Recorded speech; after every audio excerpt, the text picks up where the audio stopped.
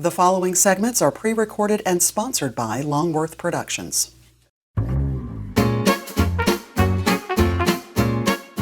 Preventing crime on Triad Today.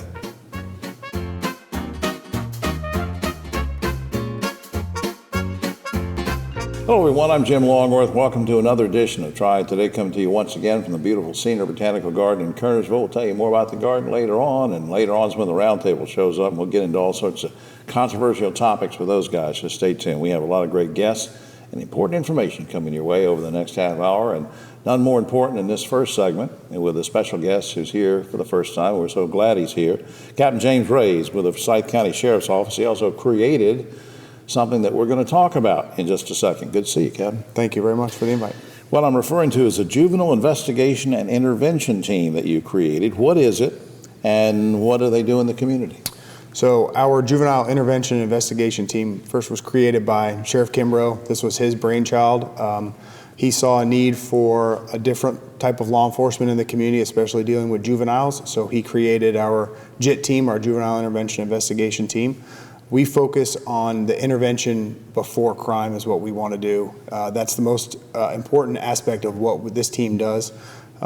So we go around and try to intervene in the lives of the juveniles, the young men and women in the community, to prevent crime. Yeah, that's a big thing. I think that had been overlooked so often in a lot of communities, and I'm so glad you're doing it that way. Why is the unit, and really more importantly, its specialized tasks that you bring to it, why is that so important? Because we see a need in the community for that. We see a need for positive role models, for removing the negative influences from the community, and then changing the perception of law enforcement. It's not always about taking people to jail or taking them away from their families. We're there to help just as much as we are to take people to jail for doing wrong things. When you rehearse this, I want to put you on the spot for just a second. Talk just for a moment about, maybe give me one example of prevention, something that folks can understand that you might be doing.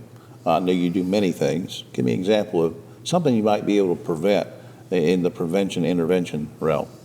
I think the building of relationships, when we go to take these young men on trips, or we spend the day with them, we go play basketball with them, we do all kinds of events, that it builds the relationship in the community so that when we see them, we can have a conversation with them and hopefully stop them from participating in crime. Maybe if they're on their way to it, or if we catch them driving down the road when they're not supposed to, it saves their lives by not preventing an accident, something like that. Absolutely. Now, what about during the summer when the students are on break, and do you have any involvement then?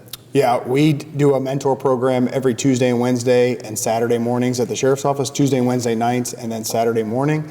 We've taken kids to Wet and Wild Water Park.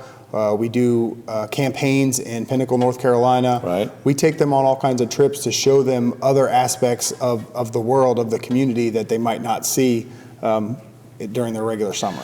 Are you getting good feedback on what you're doing with in terms of intervention? I think the intervention is one of the hardest things to measure. It's not something that can be just put on a number, but we see great results in our relationship building, and we'll hopefully see that down the road in the future. Well, I'm glad you said the future. I mean, what's your vision for the program and expectations for the program if you had a crystal ball and say, okay, this is where we want to go with it? I mean, when these young men that we're interacting with now, we try to focus on middle school, 9th and 10th grade, and then we hope to see these young men come back, graduate high school, go off to college, the military, a type of trade, and then they can come back and become positive members of the community. And that's what we want to see, because that's going to help Winston grow. Before we run out of time, since you and I just met, I'm curious about your background. Was there somebody in your family or extended family that was in law enforcement? I mean, what led you to this? So everybody in my family is in law enforcement almost. There's 120 years of law enforcement in my family. My dad was a police officer for 43 years. My sister's a retired police officer from New York City. My brother is a canine handler with us at the Forsyth County Sheriff's Office, and also a member of the JIT team. So it just runs in our blood. So were you born in the New York area? Or? I was. I grew up in Long Island, New York. Okay. Man, I'm so glad you're down here and all the great work you're doing. Up on screen, gofcsonc.org. That's Go Forsyth County Sheriff's Office NC.org is a good website to to check things out on. Will you come back and visit with us? Yes. Can I add one more thing to that? Please. The JIT team has an anonymous tip line. It's 336-917-7030. And if anybody wants to give us a tip, or they want their child or family member spoken to by a JIT team member, we'll be glad to come out and help them. I'm glad you said that. Say the number again. 917-7030. Thanks, Captain. Appreciate the good work. Thank you. We'll be right back after this.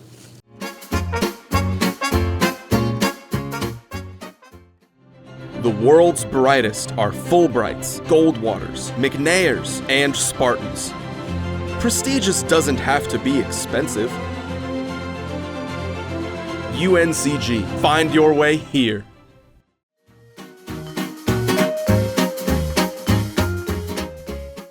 Back now on Triad Today, and let's talk about the serious subject of stroke. We have done it before. We do it as much as we can to talk about the signs and symptoms of stroke and educating people about that. With us now, a special guest, Kelly Manuel, a family nurse practitioner with Northern Family Medicine of Mount Airy, part of the Northern Regional Hospital family, and we appreciate you being here. Thank you for having me. What are the signs and symptoms of stroke? Just give us a couple ideas and remind us. So the most classic ones are going to be face drooping, typically one-sided. You'll have arm weakness or even leg weakness, again one-sided. You can be dizzy, you can even have a severe headache, and typically some speech difficulties, whether Right. it's confusion or can't really find your words or just kind of mumbling. Yeah, well, what should somebody do, either themselves or a loved one, if they see this happening? I mean, what should they do at that moment? So of course 911 would be our first recommendation. If you're close enough to the hospital and you feel comfortable bringing them yourself, getting them to a hospital to have them evaluated in the emergency room. However, all of your EMS providers can do a stroke scale and determine if you need to be transported at that time. Yeah, because as we know, I mean, the time is a factor there. Yes. To try to get treatment, to try to lessen the effects of the stroke. You're right. Now, let me ask you something. You sent me an email one day about making sure that we mention that Northern Regional Hospital is a primary stroke center. What does that mean? So basically, we are certified through the Joint Commission, and it allows us to be a community hospital that has an emergency room, that have trained personnel. We, as providers, have to be certified in stroke. We have to learn how to do the stroke scale and understand what the pathway would be. We also offer neurology. This is through teleneurology because we do not have a neurologist on staff. But Right. Teleneurology would give us indication on, are they having a stroke? Is it a TIA? Is it a migraine? Right. And then from there, they give us recommendations as providers to determine the next step, which would be imaging, and we have to provide high-tech imaging as well as ICU care if needed. Right. Now, what can folks, I guess of all ages, but what can folks do to maybe prevent or lessen the risk of a stroke? The biggest thing is exercise. If we want you to have 150 minutes of exercise a week, which breaks down to about 20 minutes a day. And this would be walking, biking, running, any type of aerobic exercise. So for somebody who is not that active, a brisk walk for 10 minutes a couple times a day would be enough. For somebody who's extremely active, you may need to increase your heart rate and do a faster pace run or a bike ride. Right. Something that's a little bit different for you. What if, in terms of genetics, what if someone's at risk of heart disease because of something their mom or dad had or whatever down the line? Are there screenings or testings that can be done to help us know more about that? There can be. Our first one, of course, is checking, making sure your blood pressure is within the normal range. Blood pressure and cholesterol are one of the highest risks, and also verifying if you have diabetes. So an A1C to determine if you're pre-diabetic or diabetic, cholesterol panel to determine what your cholesterol reading is, and then routine blood pressure screenings. There's additional screenings. There is one risk factor or calculator we use called an ASCVD, and after age 40 we can use that, and that inputs information about your blood pressure, your race, your age, history such as diabetes, hypertension, any medications. And then they think if you're at risk of a stroke or something, they can always put you on blood thinners or something like that. Before time gets away from us, you also mentioned in an email you sent to me about long-term support and rehabilitation. What did you mean? So Northern has a stroke aftercare program. It's myself and 2 nurses that work with all the stroke patients. They come and see me one time after, and we verify they have all their referrals in place. We verify their symptoms are improving. They have home care if needed, PT, OT, anything to help prevent those symptoms from being debilitating. Right. Typically, those symptoms will resolve to the best of its ability within 6 months, so we want to get them in as quick as possible. Do you have any nurses or doctors in your family or extended family? I mean, what led you to this? This was just something I decided I wanted to do. I don't have any known healthcare people in my immediate family. I have 4 sisters, 3 of whom are in healthcare, but we all just kind of decided. Well, bless your heart. I'm glad you are. Up on screen, you can go to choosenorthern.org for more information, general information about the hospital, or you can call Northern Family Medicine at 336-786-4133. Kelly, thanks for being here. Thank you so much. All right, we'll be right back after this.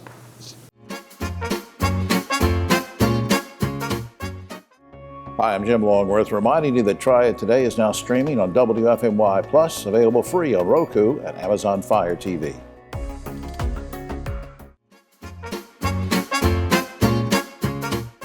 Back now on Triad Today. Glad we can always spend a few minutes with good folks from Shift Ed. And for those of you that haven't seen some of our segments with these folks, we're going to remind you what the mission is about that. And right now, on my right, Rafael Orozco. He's a 9th grade recruiter and scholar advisor for Shift Ed.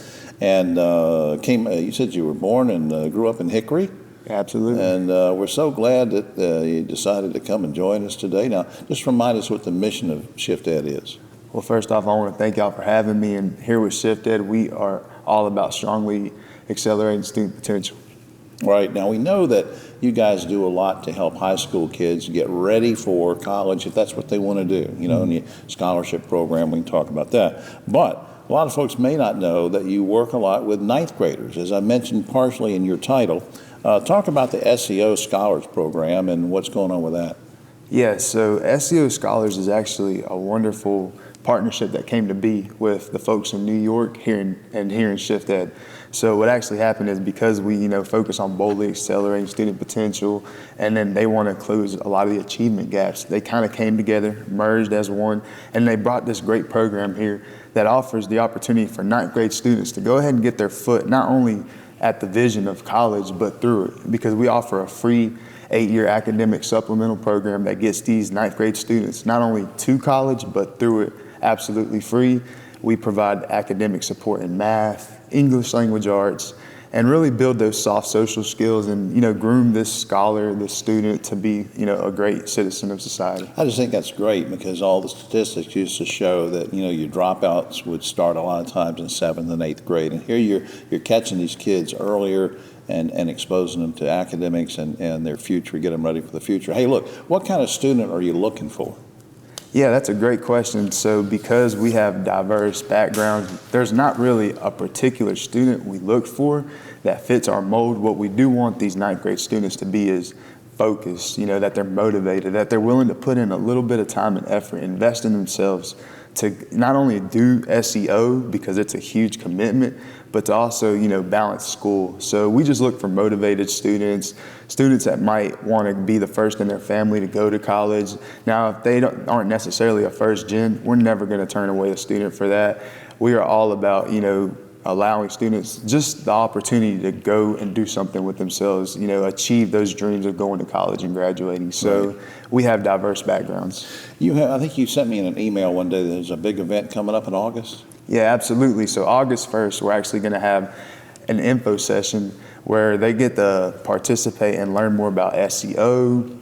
They get to meet the team. We're going to talk about how we can impact their lives, through the SEO Scholars Program. They get to hear from 10th graders in our program today, 11th graders. They get to hear some of the college perspectives of SEO. And it's really just a great opportunity to hear more about SEO if you're not familiar with it. And it's going to be free. We're going to provide food. We're going to be, gathered together in High Point at the Circle Center. So it'd be a great opportunity to just have, all rising 9th graders attend. Right. Let me put this up on screen if we can. Shift Ed SEO Scholars Information Session. That's Thursday, August 1st. From 6 to 7:30 p.m. That's almost my bedtime. I may not come, but then I'm not a 9th grader, so that's okay. Circle Center at High Point. To register, you can go to Shift Ed info/SEO info session, and you can also get more general information by going to the Shift Ed website on screen, shifted.org. We have a few seconds left. Now, let me just make sure. What if somebody can't come to this? Are there other ways they can get in-person help? Great question. Absolutely. So they can personally schedule a one-on-one meeting with me. I'm actually going to be making my rounds across all of Guilford County high schools, and they can come check me out. I'll try to be at all the freshman orientations, and really, I'll meet the student where they are. As long as they reach out to me and let me know that, hey, I'm interested, I'll go to extremes. We didn't rehearse this or anything, but since you and I just met, I have to ask you, you seem so animated and really into what you're doing. What gratification do you get out of your job?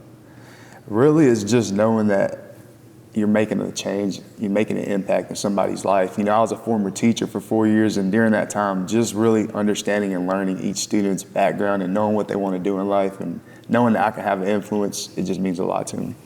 Well, I tell you what, I really appreciate all you're doing for the kids, and will you come back sometime? Absolutely. Anytime you want me, I'm here. All right, Rafi, I appreciate it. We'll be right back after this.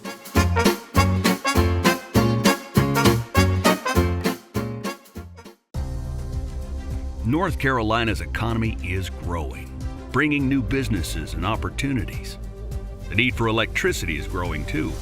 At Duke Energy, we're meeting the challenge, providing even more electricity that's cleaner, reliable, and that stays affordable. We're getting out of coal and reinvesting in our communities with a diverse, balanced mix of energy sources and making targeted upgrades to the grid so that North Carolina can thrive in a smarter energy future.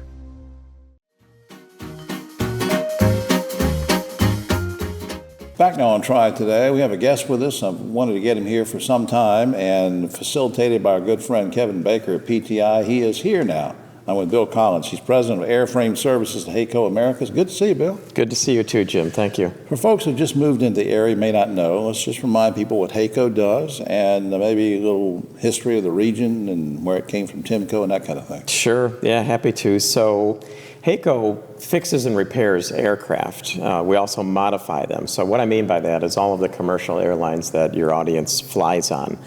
American Airlines, United, now the world's largest and our largest customer. We do FedEx and UPS, Alaska Airlines, Southwest, and so on. So it's quite a bit. We've got some great technicians that do the work day in and day out, keep America flying safely, keeping the planes in the air. How many people do you employ at the Greensboro facility? Because I say HAECO Americas, so that indicates you guys are in other places. But correct. Yeah, we've got about 1,200 employees in Greensboro, and we also operate a large facility out of Lake City, Florida. It's in North Florida. And we're the largest in the Americas of the third-party MROs. How important are the training programs at GTCC and for Site Tech in making sure that HAECO has the kind of employees that you want and need? Maybe comment a little bit on that. Sure, yeah, happy to.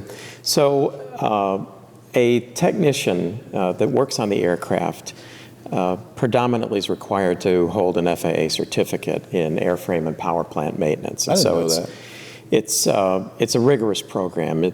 For a person going into the program fresh, it might take 24 months. It's very rigorous. There's a lot of testing involved and a lot of FAA oversight. And that license carries a lot of power and authority for each of the individuals. And so it's a critical role in keeping the aircraft safe and flight worthy. So GTCC plays a huge role for us. In the United States, frankly, in North America right now, there's a shortage of 25,000 technicians. And that would be technicians that we would use, the airlines would use, and the framers, Boeing and Airbus, and some of the engine manufacturers would use. That will swell over the next couple of years to nearly 50,000 short. So we're having to grow our own, is a way to describe it. And GTCC's program in the A&P certification, all the great training that they get, fits right into what we need. And we're hiring them. We're actually bringing people in and sending them through the GTCC program. We pay for it, and it helps us keep the numbers we need. You know, our buddy Kevin Baker and I have talked many times about the sort of the cluster of industries and suppliers and folks in what we call the greater campus of PTI.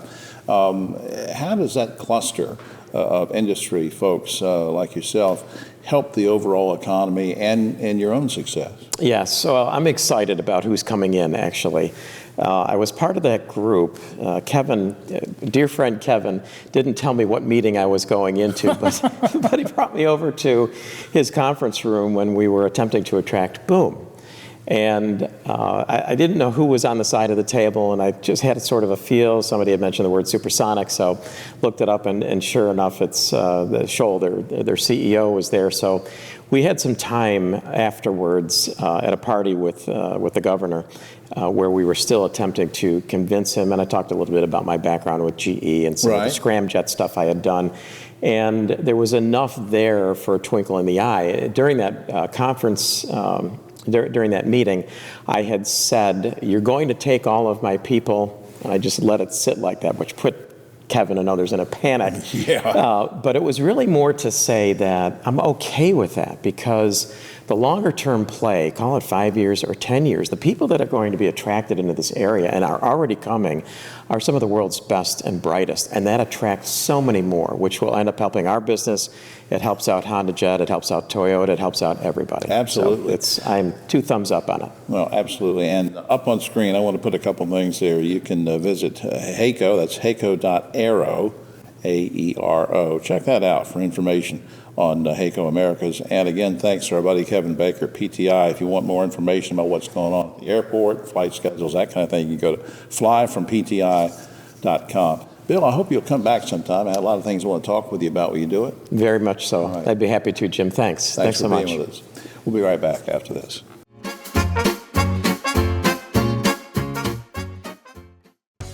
Hi, I'm Jim Longworth, reminding you to catch my column Longworth at Large and Yes Weekly every week. It's available throughout the Triad, or you can go online, yesweekly.com.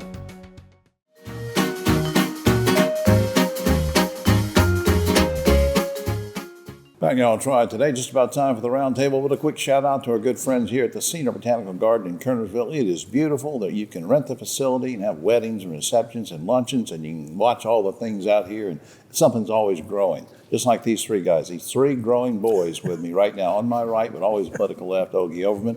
Our guest star today, Dr. Don Martin, who was a longtime superintendent of Winston-Salem Forsyth County Schools, now chairman of the Forsyth County Commissioners, and Mr. Theater, Dave Briggs, join us today. Guys, in reaction to a number of violent incidents this year, Parkland High School in Forsyth County will start the new school year with 2 principals instead of 1, 2.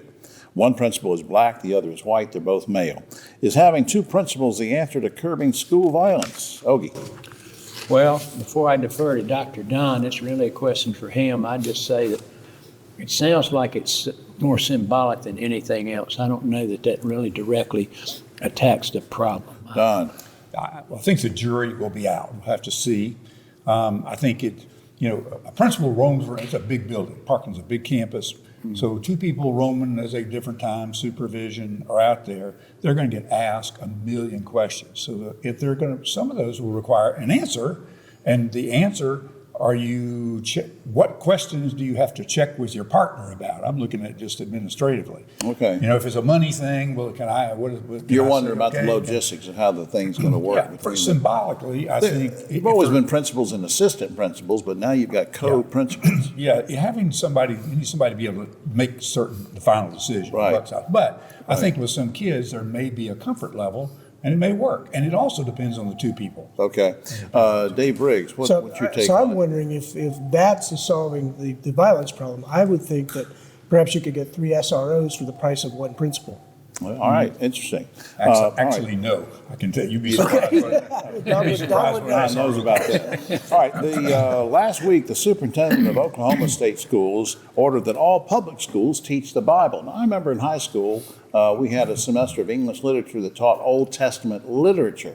This guy wants it integrated into curriculum, the Bible. You guys okay with that? And should North Carolina adopt that policy? Ogie? No, in no way am I okay with that. Did these guys read the Constitution at all? That little teeny thing about separation of church and state? Come on. I don't know. Don? Yeah, you can have Bible history and Bible literature, but those courses are elective. Those are things people choose to take, and they are not promoting religion. In those cases, they actually are looking at the historical part. I think that will be challenged, and I think that they will lose. Dave Briggs. I agree with both of these gentlemen. I think unless you're teaching a world religion class, that's an elective, I don't think it can be done that, and certainly not in North Carolina either. Okay, North Carolina State Legislature just passed a law that requires local candidates, they always seem to meddle in county and city things sometimes.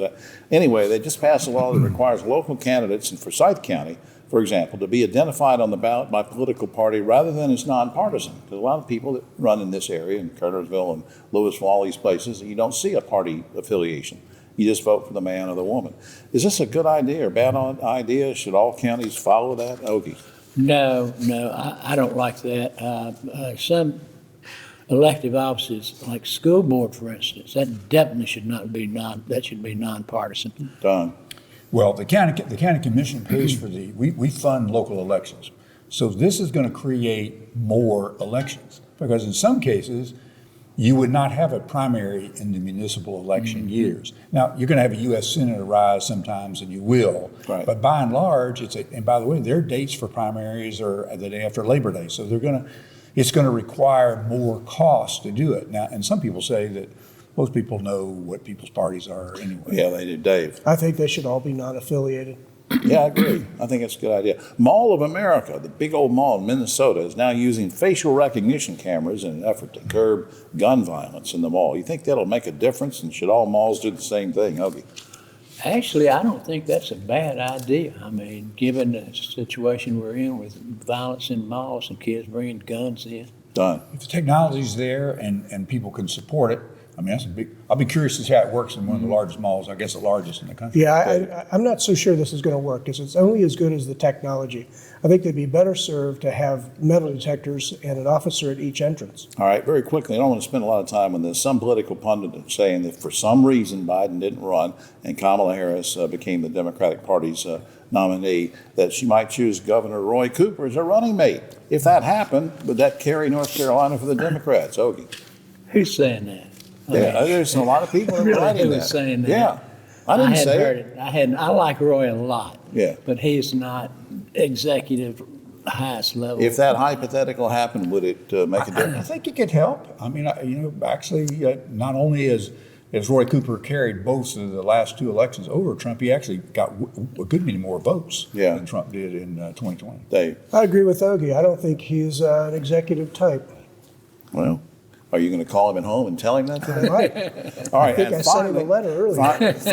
Finally, a 19-year-old stripper is suing the state of Florida because of a new law that says you have to be 21 in order to work in adult entertainment. She says the new law violates your constitutional rights. Guys, how old do you think you should be to take off your clothes in public, Ogie? Well, that's a loaded question.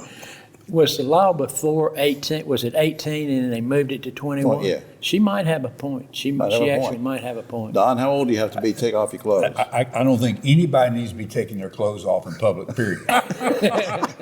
Dave? I think Florida's a right to work state, isn't it? I really think It's a right to strip right state. to strip state. I mean, yeah. There you go. All right. Well, I don't know. Ogie thinks I make these things up. That's a real news story. Okay, that's all the time we have. Oh, except for this. Former New England Patriots coach Bill Belichick has a new girlfriend. Belichick is 72. The girlfriend is barely 20, which in football we call illegal procedure. Oh. All right, did you like that? I did. That's I fine. did. All right, for all of us here, we're going to check out that stripping age. I'm Jim Longworth. We'll see you next week.